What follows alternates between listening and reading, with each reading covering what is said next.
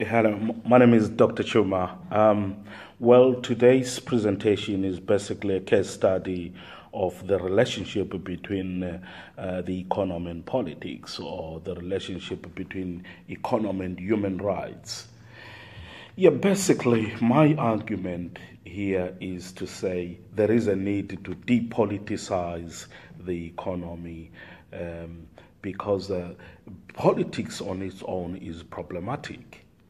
I'm going to clarify this concept or this theme using Zimbabwean case study, because the Zimbabwean case study is an imperative one. It's a very interesting case study when it comes to human rights and the economic decline.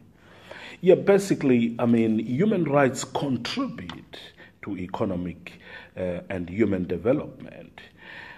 This means that what I'm arguing is to say there is an intertwinement between human rights and economic development. If you look into the International Covenant on Economic, Social, and Cultural Rights, it also points out to a human rights framework, which it argues that is significant for economic development.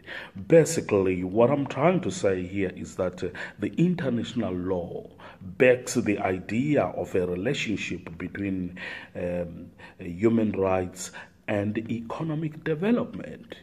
Now, which means, in other words, that if human rights go unfulfilled, the economy is most likely to be stressed. And when the economy is stressed, we all know what happens. The question is, for a case study like Zimbabwe, how do we ensure that human rights culture prevails, or human rights culture is retained or is implemented?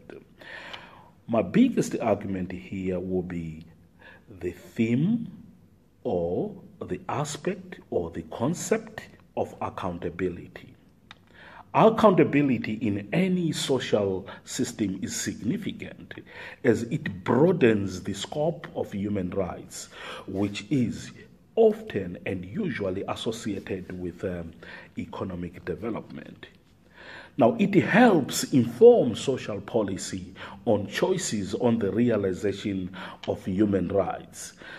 Basically, what it means is that giving an example on Zimbabwe, what happened in 1980, soon after independence, around that period, when the Zimbabwean government allegedly deployed the army to Matabeleland, and the army targeted civilians. According to the Catholic Commission for Justice and Peace, up to about 20,000 civilians died. Now, when civilians die under the hands of the national army, of armed combatants, it becomes problematic. It becomes an international crime. It becomes a war crime. It becomes a crime against humanity. It becomes a systematic crime against humanity. On that case, a human rights-based approach will be quite important in grounding those accountabilities and corresponding obligations which are established under the international law. Now, to ensure human rights accountability, a human rights approach is imperative, is quite important. I wish to make an argument to say that the Truth Commission will be very, very important for Zimbabwe at this time.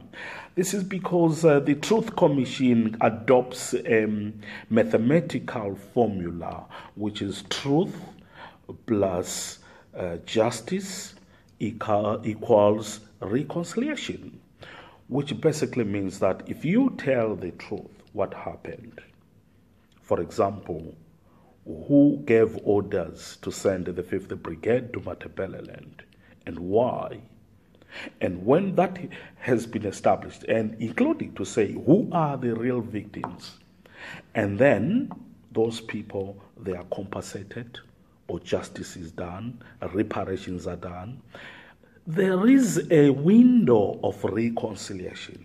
And when reconciliation is established, there is bound to be a shared memory. And when there is a shared memory, a shared truth, there is most likely to be development in terms of solidarity, in terms of the economy on its own.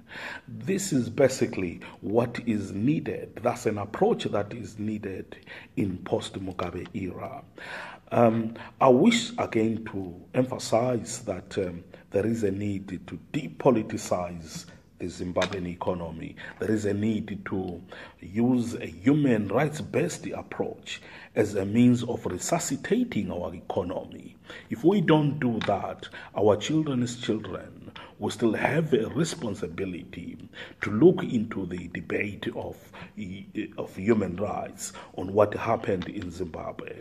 Thank you very much. Thanks for listening.